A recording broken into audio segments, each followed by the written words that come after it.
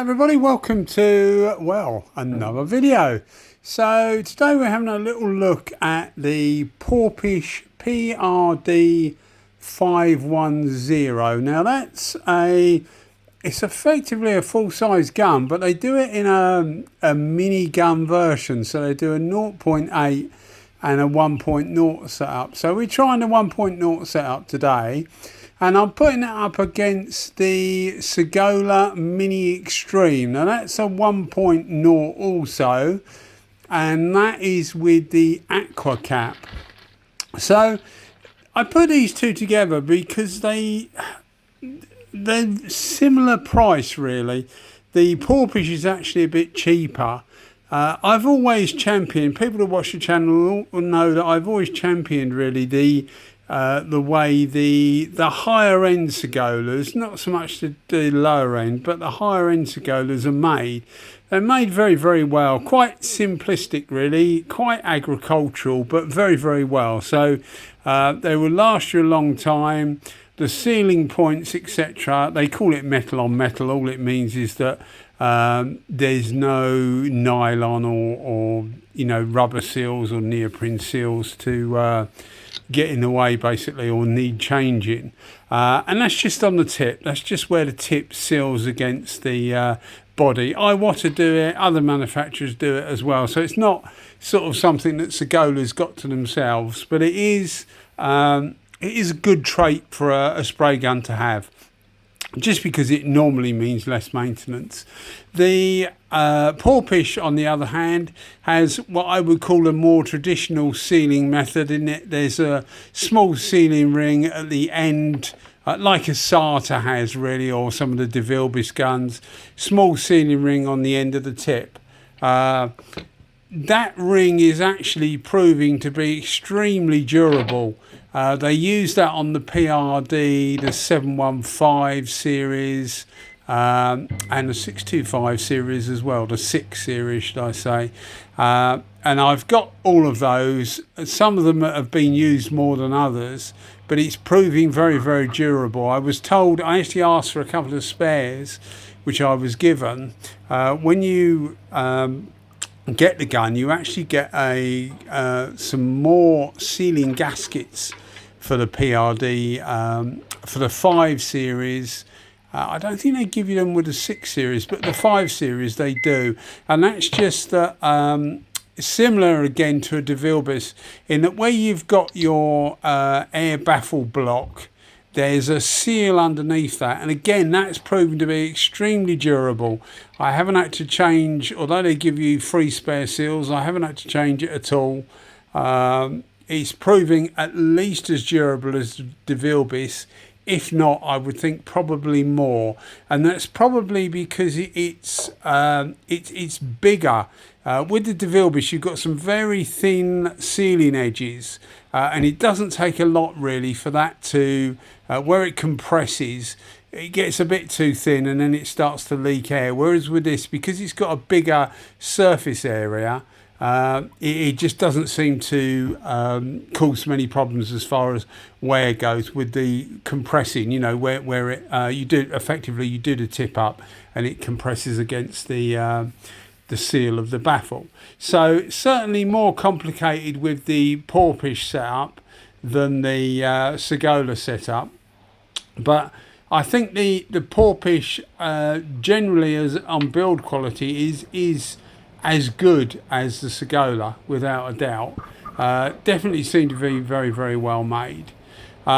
This gun, one of the things I wanted to say about this gun is it's actually very universal, because I said at the start that this is a 510, the Porphis. We're obviously looking at the Sagola at the moment, but the Porphis gun is a 510, but they also make it as a 515, which is a full-size gun. It comes in 1.3, I think it comes in 1.4 as well. I'll put links in the description to their website, etc. I keep forgetting to mention, so I will mention there is a discount code, Pete Hobby, I think it is. I'll put it in the description. It's only 5%, but it's better than a kick in the teeth, I guess.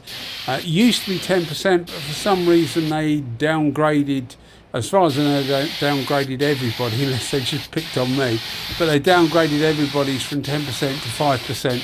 And I'm guessing that's because they're not having much trouble selling the guns.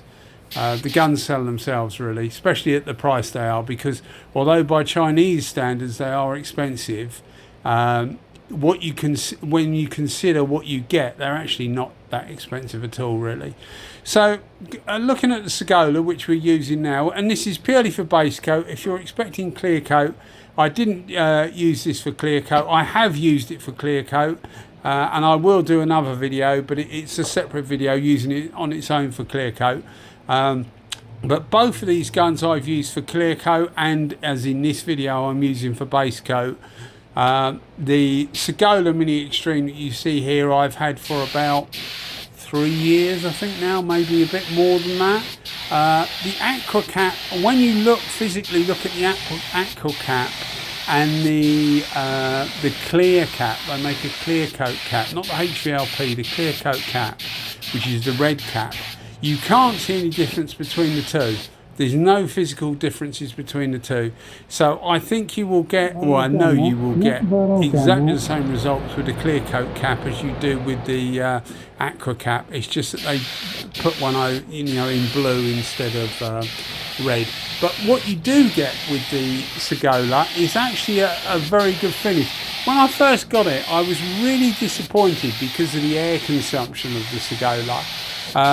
One of the things I thought with this Porphis, because it's effectively a full-size gun with a smaller, when you get a kit to convert it down, you get a cap and you get a tip and you get a needle. And I originally thought that the Porphis would actually use more air than the Sagola, which is one of the reasons I pitted it up against the Sagola, because the little Sagola here actually performs very, very well. The biggest problem I find with it is the amount of air it uses. It's got to be using about 7.5 CFM, maybe a little bit less, but it is only a little bit less, and that actually precludes a lot of uses for the guy at home. If you're wanting to get a good quality, long-lasting minigun,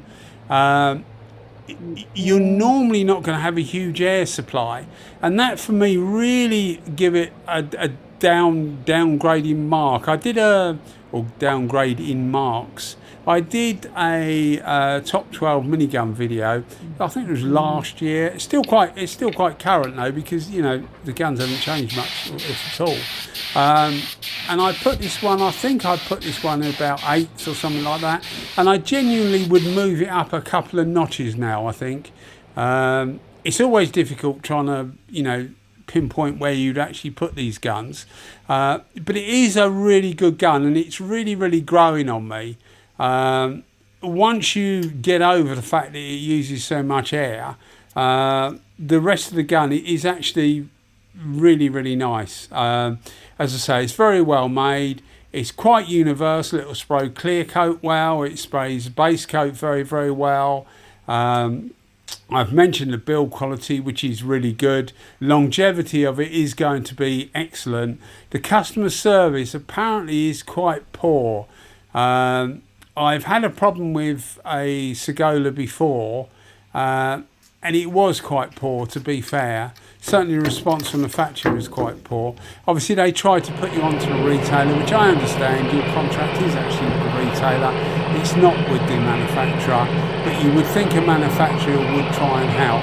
I mean, years and years ago, going off the subject a little bit, years and years ago,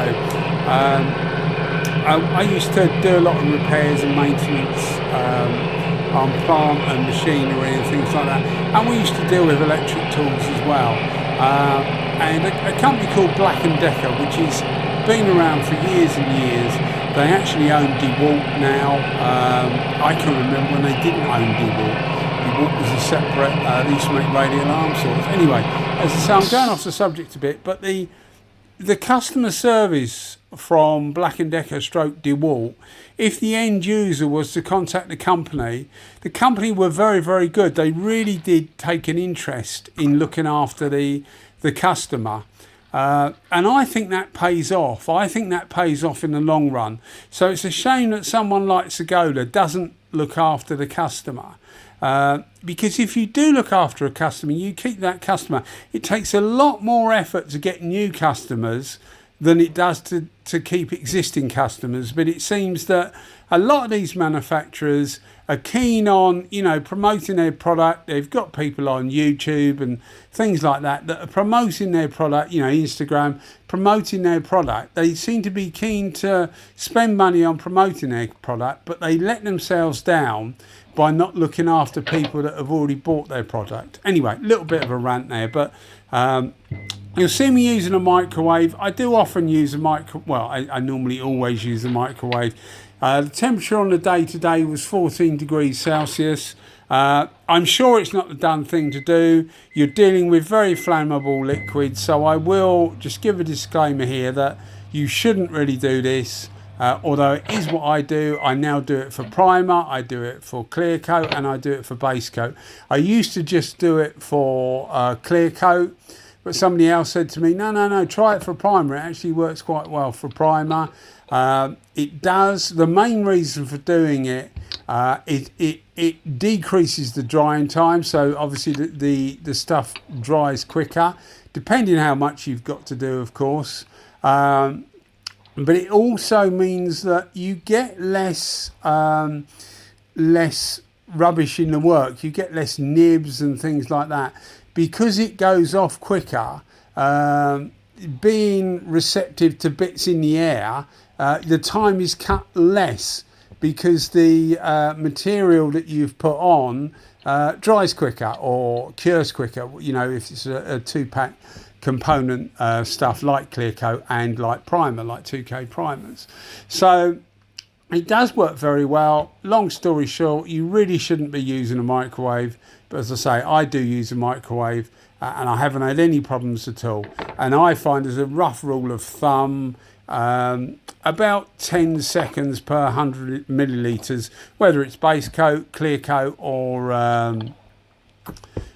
primer. But obviously bear in mind the ambient temperature. If you're working in 25-30 degrees ambient temperature, you probably wouldn't bother to do it, but most of the time it's quite cool, which is ironic because I'm narrating this on the hottest day of the year. It's 33 degrees out, 33 degrees Celsius outside, which is hot for UK standards. I know if you're in Arizona or somewhere like that, you're going to be laughing at me for thinking that's hot, but it is, it is relatively warm by our standards. The settings I used on these, both of them was exactly the same. I used 1.8 bar, which is about 24 psi, something like that, maybe 25 psi. I normally use less on base coat than clear coat. Most people will actually do that because you just don't need the atomization on base coat. Because if you go too high on base coat, because the material is normally thinner than a clear coat or something like that, you will end up, it gets a bit too dry.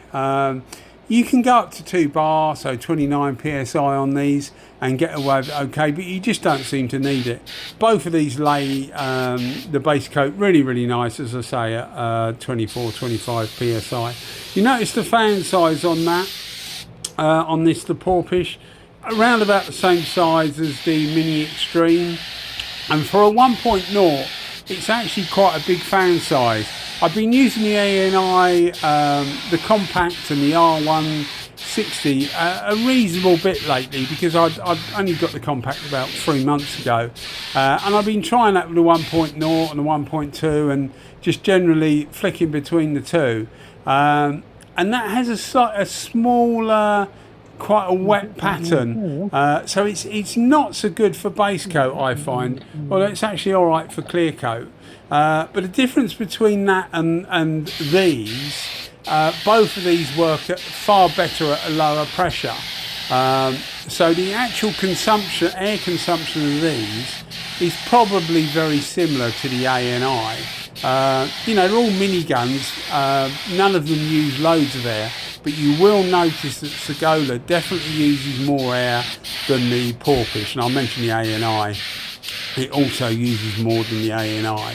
I reckon this Porphis, I think they claim about 5.6, 5.8 CFM, and I think that would probably be about right. Of course, when you go up to the they call it the 515. This is in 510 settings, which is effectively a minigun, although the physical size of the gun is basically a full-size gun. When you go to 515, so if you order a PRD 515, it goes up to 1.3 and 1.4, and it becomes a full-size gun, and it acts like a full-size gun. So as far as universability, and I really don't know whether that's a word, but I'm saying it anyway. It's a very universal package. If you can get the two together. Now, Porphis, they're a little bit sluggish at getting their website up and running as far as tip sets go.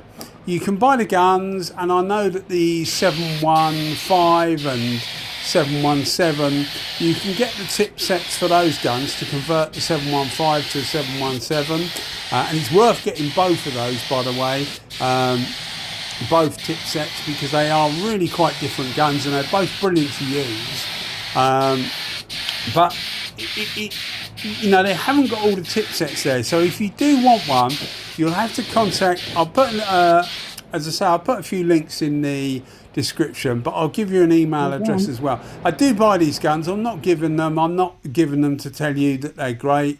I genuinely think they are really, really good guns. Certainly for the money, they're excellent guns.